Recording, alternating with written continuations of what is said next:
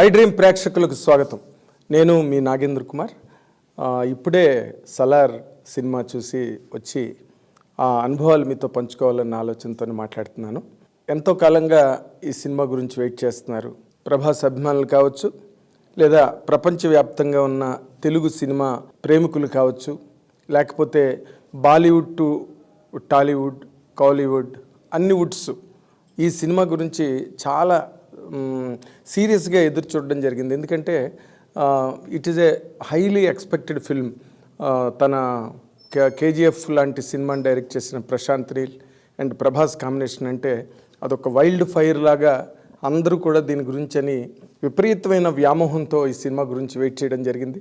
దానికి తగ్గట్టుగానే దాని ప్రీ బుకింగ్స్ కానీ, లేకపోతే దానికి సంబంధించిన హంగామా, అసలు విపరీతమైన హడావుడి మొత్తం దేశవ్యాప్తంగా కాదు, ప్రపంచవ్యాప్తంగా జరిగింది. యుఎస్లో కానీ, అదర్వైజ్ కంట్రీస్లో కానీ, అండ్ తెలుగు, తమిళ, కన్నడ, మలయాళ, హిందీ లాంగ్వేజెస్లో కానివ్వండి, దీనికి వచ్చినంత ఫాలోయింగ్ ఇటీవల రోజుల్లో ఏ సినిమాకి రాలేదంటే మాత్రం ఏమాత్రం ఆశ్చర్యం లేదు. ఈ సినిమా దాదాపు 2 గంటల 55 నిమిషాలు, 3 గంటల సేపు ఈ సినిమా ఉన్నప్పటికీ కూడా మనకి ఆ ల్యాగ్ కానీ, లేకపోతే ఇంతసేపు సినిమా ఉంది ఏంటి అని కానీ ఏమాత్రం అనిపించకుండా ఎంత ఎంగేజింగ్గా తీసాడంటే ప్రశాంత్ నీల్ సినిమా.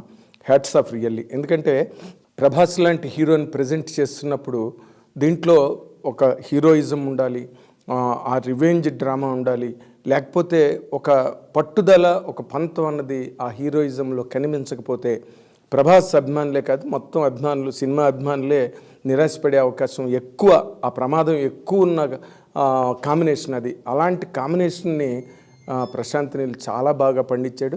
మొదటి నుంచి కొస వరకు, అంటే చిన్ననాటి వాళ్ళిద్దరి మధ్య, అంటే తన ప్రభాస్ అండ్ పృథ్వీరాజ్ మధ్యన వాళ్ళ చిన్ననాటి స్నేహాన్ని చాలా గొప్పగా ఎక్స్ప్లైట్ చేసి, ఆ ముక్కుకున్న ఆ ముక్కు కాడ తీసి అవతల పారేస్తే అది ఒక సామ్రాజ్యంలో ఒక సింహాసనానికి, ఒక అధికారానికి గుర్తుగా ఉన్నదాన్ని తీసి అవతల వాళ్ళు పారేయడం అన్నదాన్ని ఒక స్నేహితుడిగా జీర్ణించుకోలేని ప్రభాస్ చిన్నప్పుడు దేవా తన స్నేహితుడి కోసం వెళ్ళి చాలా తన ప్రాణాలకే తెగించి మళ్ళీ ఆ ముక్కు కాడ తీసుకొచ్చి స్నేహితుడికి ప్రజెంట్ చేయడం దగ్గర వాళ్ళిద్దరికీ ఉన్న ఆ ఫ్రెండ్షిప్ బాండ్ ఏంటన్నది బాగా ఎస్టాబ్లిష్ చేసి అక్కడి నుంచి సినిమా టేకాఫ్ అయ్యి తర్వాత రకరకాల పాత్రలన్నీ కూడా దానిలో ఇంట్రడ్యూస్ అయ్యి అలా వెళ్తున్న కొద్దీ సినిమా చాలా హెవీగా మారి ప్రభాస్ క్యారెక్టర్ని చాలా గొప్పగా పెంచి, హీరోయిజంని ఆ కథలో చాలా గొప్పగా చొప్పించి,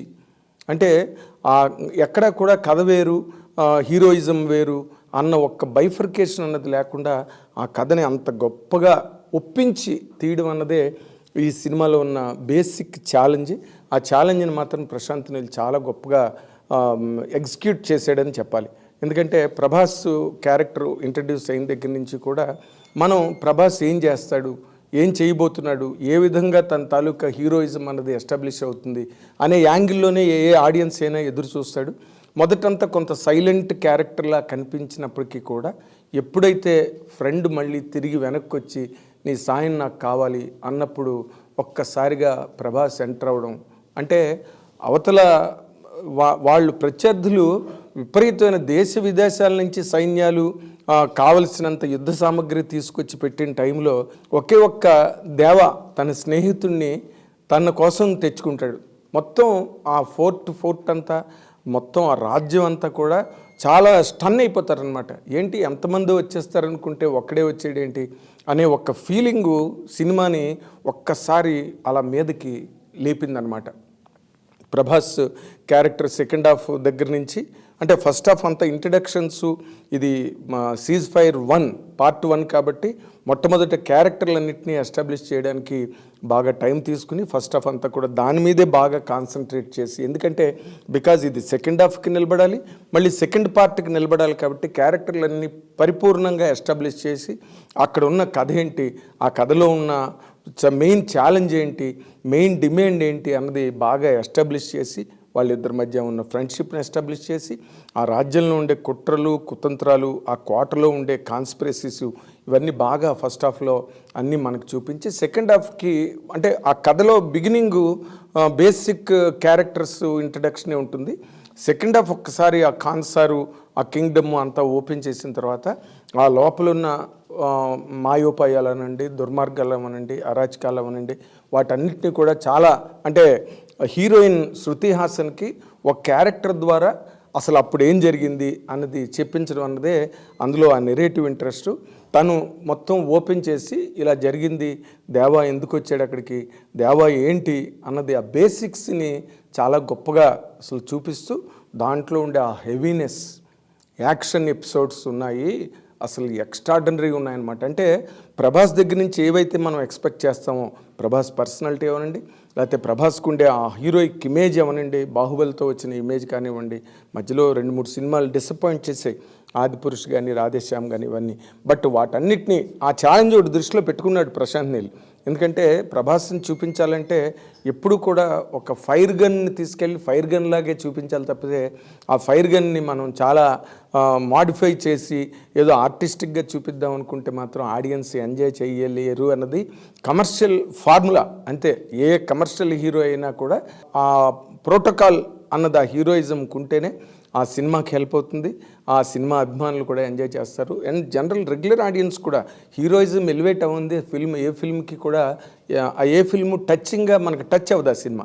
బట్ ఈ సినిమాలో ప్రశాంత్ నీల్ అంత కేరు తీసుకున్నాడు. అండ్ సెకండ్ హాఫ్కి వచ్చేసరికి అసలు ఒక బీభత్సం క్రియేట్ అవుతుందన్నమాట. అసలు ప్రభాస్ క్యారెక్టర్ దానిలోకి వెళ్ళడం ఏదో మనవాళ్ళు అంటే మహాభారతంలో దుర్యోధనుడు సైన్యాలన్నీ కోరుకుంటే అర్జునుడు ఒక్క కృష్ణుడినే కోరుకున్నాడు యుద్ధం చేయడానికి, అది రససారథిగా రమ్మని చెప్పి అన్న మాటకి చాలా అన్వయం కుదిరే విధంగా దేశ విదేశాల నుంచి సైన్యాలన్నింటినీ యుద్ధ సామగ్రిని వీళ్ళు రవాణా చేసుకుని యుద్ధంలోకి దించుకోవాలని ప్రత్యర్థులందరూ ఊహిస్తున్నప్పుడు ఈ పృథ్వీరాజ్ అనే క్యారెక్టర్ వెళ్ళి ప్రభాస్ని నువ్వు రావాలి, ఇక్కడ పరిస్థితి ఇలా ఉందని చెప్పి చెప్పకుండా అది కూడా చాలా అంటే డైలాగ్ కూడా ఎంత బ్రీఫ్గా ఎంత ప్రిసైజ్గా వాడారంటే చాలా extraordinary presentation of a film. ఒక మాస్ కమర్షియల్ హీరోని అంత ఒక హెవీ బడ్జెట్ హెవీ లెవెల్లో తీసినప్పుడు ఎలా చెయ్యాలి, ఎలా తీయాలి అన్నదానికి ఇప్పుడు ఈ సలార్ అన్నది 100% ఒక బెస్ట్ ఎగ్జాంపుల్ అని చెప్పడానికి ఏమాత్రం సందేహించక్కర్లేదు.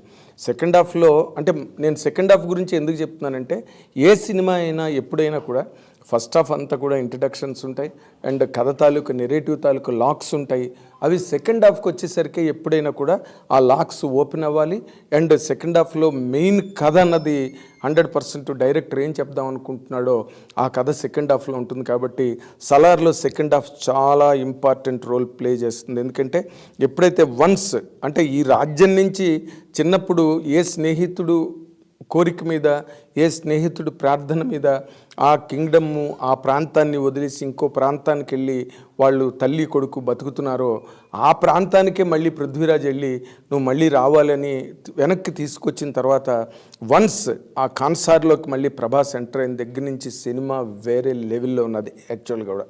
అంటే అంత ఒక హీరో అప్పటి వరకు కామ్గా ఉన్న హీరో సెకండ్ హాఫ్లోకి వచ్చి ఆ కింగ్డమ్లో తన ఫ్రెండ్ చుట్టూరా అంటే ఎప్పటి వరకు ఫ్రెండ్ మీద ఒంటి మీద చెయ్యొద్దు అని చెప్తున్నాడు, చెప్పినా వినకుండా ఆ విలన్ దాని మీద ఆ ఫ్రెండ్ మీద చెయ్యేసాడు అన్న టైంకి చెయ్యే నరికేసే అంత ఒక గొప్ప ఫ్రెండ్లీ బాండ్ని ఒక పక్కన చూపిస్తూ దాంట్లోనే ప్రభాస్ తాలూకు హీరోయిజంను కూడా చూపించి ఆ సీన్ చాలా మెయిన్ కీలకమైన సీన్ దానిలో ఆ సినిమాలో అద్భుతం అనమాట. అంటే ఒక క్యారెక్టరైజేషన్ అవనండి, లేకపోతే సీనిక్ నెరేషన్ అవనండి, లేకపోతే స్క్రీన్ ప్లే అవనండి. అంటే మనం ఈ కైండ్ ఆఫ్ స్క్రీన్ ప్లేస్ మనం ఎప్పుడు కూడా ఎక్కువగా హాలీవుడ్ కైండ్ ఆఫ్ ఫిల్మ్స్లోనే చూస్తాం. అంటే మన తెలుగు కానీ మన ఇండియన్ లాంగ్వేజెస్లో ఇలాంటి స్క్రీన్ ప్లే కానీ లేకపోతే ఇలాంటి క్యారెక్టర్ ప్రజెంటేషన్స్లో కానీ మనం చాలా తక్కువగా చూస్తాం, చాలా అరుదు లేదా అసలు ఉండవని చెప్పడానికి కూడా ఏమి సందేహించనక్కర్లేదు. అలాంటి ఒక పారామీటర్స్లో ఈ స్క్రీన్ ప్లేని ఫిట్ చేయడం సెట్ చేయడం జరిగింది ప్రశాంత్ నీల్. చాలా నేను పదే పదే, ఎందుకంటే ఎప్పుడు కూడా సెకండ్ హాఫ్ ఎప్పుడైతే ఇంట్రెస్టింగ్ ఉంటుందో ఆడియన్స్ చాలా ఇంపాక్ట్తో ఆడిటోరియం నుంచి బయటకు వస్తాడు. అదే ఈ సలార్ సినిమాలో జరిగింది. అండ్ ఆ ఆడపిల్లల్ని వచ్చిరాని వయసులో ఆ ఆడపిల్లల్ని చెరపట్టడం కోసం ఆ కోటలో ఉండే దుర్మార్గులు చేసే ప్రయత్నం టైంలో ఒక సీన్ క్రియేట్ చేశారు. నిజంగా బాబోయ్, హార్ట్ రెండరింగ్ సీన్ అది. ఆ చిన్న పిల్లని వాడు కబళించబోతున్నాడు, వాడు చెరబట్టబోతున్నాడు, వాడు ఆక్రమించుకోబోతున్నాడు అనుకున్న టైంలో ప్రభాస్ ఎంటర్ అయినప్పుడు అక్కడ ఉన్న ఆ గిరిజనులు, ట్రైబల్ రేస్ లాంటిది అక్కడ చాలా గొప్పగా పిక్చరైజ్ చేశాడు. చాలా అద్భుతంగా ఉంది ఆ సీను.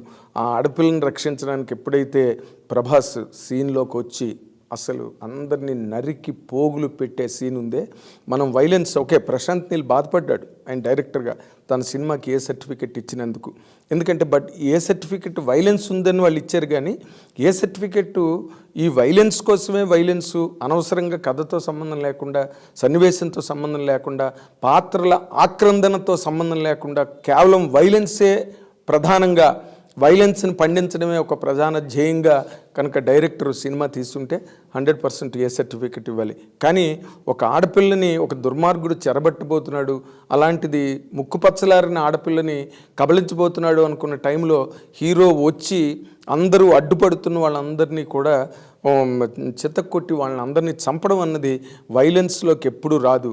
అది ఒక ఆడపిల్లని రక్షించడానికి, అభశుభం తెలియని ఆడపిల్లని, ముక్కుపచ్చలారిన ఆడపిల్లని రక్షించడం కోసం చేసిన ఒక ప్రయత్నంలో ఎంతమంది చచ్చిపోయినా అది వైలెన్స్ కింద రాదు. అది ప్రశాంత్ నీల్ బాధపడడం 100% సమంజసం అని ఈ సందర్భంలో చెప్పాలి. కానీ వైలెన్స్ ఉన్నదని ఏ సర్టిఫికెట్ ఇచ్చారు. బట్ ఈ వైలెన్స్ కూడా ఈ సినిమాలో ఎలాగంటే చాలా రీజనబుల్గా, సందర్భోచితంగా, మనం కూడా మెచ్చుకునే విధంగా ఆ వైలెన్స్ అంటే యాక్షన్ పార్ట్లో ఇప్పుడు 100 మంది వస్తే 100 మందిని చంపాలి, 1000 మంది వస్తే 1000 మందిని చంపాలి. అదే జరిగింది సలార్లో కూడా. పైగా ఒక ప్రభాస్ లాంటి హీరోని ప్రజెంట్ చేస్తున్నప్పుడు he should stand for that good of the society and good of the people and good of the more importantly good of the women folk. అది దాన్ని చాలా గొప్పగా పండించి వాళ్ళు అక్కడ ఎప్పుడైతే ఆ దుర్మార్గుణ్ణి చంపిన దగ్గర నుంచి వాళ్ళందరూ కూడా ట్రైబల్ విమెన్ అందరూ కూడా బయటకు వచ్చి, వాళ్ళు కూడా గుంపులుగా బయటకు వచ్చి వాళ్ళందరూ ఒక రకమైన హమ్మింగ్ చేస్తుంటే, ఆ హమ్మింగ్ బ్యాక్గ్రౌండ్లో ప్రభాస్ అందరినీ కొట్టుకెళ్తుంటే అసలు థియేటర్ ఒక్కసారి అలాగ షేక్ అయిందనమాట ఆ సీన్ దగ్గర. అక్కడి నుంచి టేకఫ్, బ్రహ్మాండమైన టేకఫ్. ఇంకా ఈ సినిమా గురించి ఇది బాగుంది, అది బాగులేదు అని చెప్పడానికి లేదు. వీళ్ళు ఎక్కడ కూడా సాంగ్స్ కూడా గెయిన్ చేయలేదు, సాంగ్స్ ప్లాన్ చేయలేదు, ఎక్కడ సాంగ్ ఫర్ సాంగ్ అన్నది సిచ్యువేషనే లేదు. కేవలం కథ మీద ఆధారపడి, కథలో పాత్రల మీద ఆధారపడి, కథలో మలుపుల మీద ఆధారపడే సినిమాని మొట్టమొదటి నుంచి కొస వరకు నడిపించారు. 3 గంటల సినిమా అయినా మనకి ఎక్కడ కూడా అరే ఈ 5 నిమిషాలు మనకి స్పీడ్ అయ్యింటే బాగుండేది, లేకపోతే ఈ 5 నిమిషాలు కొంచెం ల్యాగ్ అయింది అన్న ఫీల్ రాకుండా, మేము 6 గంటలకి వాళ్ళు మార్నింగ్ షోకి వెళ్ళాం, 7 o'clock సినిమా స్టార్ట్ అయింది, 7 to 10 జరిగింది సినిమా. ఈ 3 గంటల సేపు కూడా మధ్యలో ఇంటర్వ్యూలు 10 నిమిషాలు తప్పితే మొత్తం సినిమా అంతా కూడా అలా కూర్చోపెట్టి మనల్ని ఒక విస్మయానికి గురి చేసే ఒక హెవీ రేంజ్ ఆ సినిమాలో ఉండడం అన్నదే సలార్ తాలూకు ప్రత్యేకతగా చెప్పాలి. And all over the country, all over the world ఈ రోజున సలార్ గురించి ఎంత ఎక్సైట్మెంట్తో ఎదురు చూశారో, ఆ ఎక్సైట్మెంట్ని అన్ని రకాలుగా మల్టిప్లై చేస్తూ, ద్విగుణీకృతం చేస్తూ సినిమా అన్నది ఉండడం అన్నదే సలార్ గొప్పతనం. అండ్ ప్రభాస్ అభిమానులకు ప్రత్యేకంగా ప్రభాస్ అభిమానులకు అభినందనలు తెలియజేయాల్సిన అవసరం ఉంది. ఎందుకంటే వాళ్ళు ఎంత ఈ రకమైన ప్రభాస్ దగ్గర నుంచి ఈ రకమైన ఒక విస్ఫోటనాన్ని కోరుకున్నారో అది చాలా కాలం తర్వాత రావడం, ఇది వాళ్ళు అంటే ఆదిపురుష్ తర్వాత రాముడుగా అతను వేసి క్లైమాక్స్లో రావణాసురుని చంపడం, రాక్షసులను చంపడం అదంతా ఉన్నప్పటికీ కూడా అదొక మైల్డ్ ప్రజెంటేషన్ అయిపోయింది ఆదిపురుష్ తప్పితే ఒక హెవీనెస్ రామాయణంలో తీసుకురాలేరు. వైలెన్స్ ఉంటేనే నిజంగా శత్రువులను నిర్మూలించడంలో ఆ హీరో తాలూకా ఆ పట్టుదల ఏదైతే ఉందో, ఆ ఇంటెన్సిటీ ఏదైతే ఉందో అది ప్రజెంట్ అయినప్పుడే అది బ్రహ్మాండంగా ఉంటుంది. అది సలార్లో బాగా పండింది. అంటే మన ప్రభాస్ అభిమానులందరూ కూడా కాళ్ళు ఎగరేసుకుని బయటకు వచ్చి ఒక బ్రహ్మాండమైన సినిమా వాళ్ళ గర్వం నిలబడే విధంగా ప్రశాంత్ నీల్ తీశాడు. అండ్ మోర్ ఇంపార్టెంట్లీ కేజీఎఫ్ ఎంత బాగుందో కేజీఎఫ్ సినిమా సెకండ్ పార్ట్ 2 ఎంత బాగుందో ఫస్ట్ పార్టే అంత గొప్పగా ఉంది సలార్. అది గొప్ప విషయం ఇందులో. సెకండ్ పార్ట్ 2 కేజీఎఫ్ ఎంత బాగుందో పార్ట్ 1 అంత బాగుంది, అంతకన్నా బాగుందని కూడా చెప్పొచ్చు. ఎందుకంటే ఇక్కడ ప్రభాస్ అనే ఒక ఎలిమెంట్ ప్రత్యేకంగా ఈ సినిమాకి యాడ్ అయింది కాబట్టి తనకున్న ఫాలోయింగ్, తనకున్న పాపులారిటీ, తనకున్న వరల్డ్ ఓవర్ క్యాన్వాస్ ఏదైతే ఉందో, తనకున్న ఆడియన్సు, ఆ యాంగిల్స్లో కనుక ఆలోచిస్తే ప్రభాస్ 100కి కోటిపాళ్ళు సినిమాని పెంచాడు. అండ్ తన తాలూకు పెర్ఫార్మెన్సు, డైరెక్టర్ ఏం చెప్పాడో అది చెప్పి, డైలాగులు చాలా సీన్స్లో డైలాగులు ఉండవు ప్రభాస్కి, ఉన్న ఒకటి అరా చిన్న చిన్న డైలాగులే ఉంటాయి. తన ప్రజెంటేషను, తన ప్రొసీడింగు, తన ట్రావెలు కథలోని అద్భుతం. 100% ఇది ఒక పారాడైమ్ అనమాట, ఒక ఎగ్జాంపుల్. ఒక హీరోయిజం సినిమా ఎలా ఉండాలి అన్నదానికి సలార్ 100% ఒక గ్రేట్ ఎగ్జాంపుల్గా నిలబడుతుంది రాబోయే టైంలో అని చెప్పడానికి ఏ రకమైన సందేహం అక్కర్లేదు. అండ్ ఆల్ ది క్యారెక్టర్స్, ముఖ్యంగా ఇందులో ఉన్న ప్రత్యేకత ఏంటంటే ఆల్ లాంగ్వేజెస్లో ఉన్న సూపర్ స్టార్స్, అంటే పాపులర్గా ట్రెండింగ్లో ఉన్న యాక్టర్స్ ఎవరెవరైతే ఉన్నారో, ఇక్కడ మనకి తెలుగులో జగపతి బాబు కానీ, లేకపోతే బాబీ సింహ తమిళ నుంచి కానీ, లేకపోతే పృథ్వీరాజ్ మలయాళం కన్నడ 2 కవర్ చేయగలడు అతను కానీ, తర్వాత ఈశ్వరీరావు కానీ, వీళ్ళందరూ కూడా మదర్ వేసిన ఆర్టిస్టు ఆవిడ. చాలా సినిమాల్లో ఆవిడ మదర్ వేషం, పెద్ద పెద్ద సినిమాల్లో ఉన్నారు ఆవిడ కూడా బ్రహ్మాండంగా సినిమాకి యాడ్ అయ్యారు. ఆవిడ క్యారెక్టరైజేషను ఎంత బాగుందో నిజంగా. మదర్ క్యారెక్టరైజేషన్, ఒక టీచర్గా ఒక స్టూడెంట్స్ని అందరినీ ఆదరించి లాలించి చూసుకునే ఒక క్యారెక్టర్గా, ఆ క్యారెక్టరు మదర్ క్యారెక్టర్ వల్ల, ఆ మదర్ క్యారెక్టర్కి ఉండే ఇంటెగ్రిటీ వల్ల హీరో క్యారెక్టర్ ఇంకొంచెం ఎలివేట్ అయింది. అండ్ ప్రశాంత్ నీల్ అన్ని విధాల చాలా అట్మోస్ట్ కేర్ తీసుకుని ప్రజెంట్ చేసిన film. A great theatrical experience, no doubt. Audience అందరూ కూడా బ్రహ్మాండంగా చూసి ఎంజాయ్ చేసే సినిమాగా సలార్ 100% గట్టి సక్సెస్నే తెచ్చుకుంటుందని చెప్పడానికి దీనిలో అన్ని బలమైన కారణాలు ఉన్నాయి. ఓకే, ప్రీ బుకింగ్స్ గట్టా చూస్తే 30 కోట్లు ప్రీ బుకింగ్స్లోనే వచ్చాయి. అండ్ దీని తర్వాతే ఉంది డంకి అని చెప్పి మొత్తం నేషనల్ వెబ్సైట్సే రాస్తున్నాయి. And everything put together it's a great cinematic experience Salaar. అటు ప్రభాస్ అభిమానులకు కానీ, ప్రశాంత్ నీల్ దగ్గర నుంచి ఎక్స్పెక్ట్ చేసిన ఒక ఎక్స్ట్రావగెంజా కానివ్వండి, అండ్ యాజ్ ఎ ఫిల్మ్ టోటల్గా ఫంటాస్టిక్ ఫిల్మ్. అందరూ one must see and enjoy and watchable అలాంటి గొప్ప ఫిల్మ్ని మనకు ప్రజెంట్ చేశారు. It is going to really ఒక ఇయర్ మార్క్ చేస్తుంది అనమాట. ఇది ఒక ఘట్టం తెలుగు సినిమాలోనే కాదు, అండ్ ప్రపంచవ్యాప్తంగా వచ్చే సినిమాల్లో రేపు హాలీవుడ్ వాళ్ళు చూసినప్పటికీ కూడా ఇది హాలీవుడ్ రేంజ్లో ఉంది ఫిల్మ్.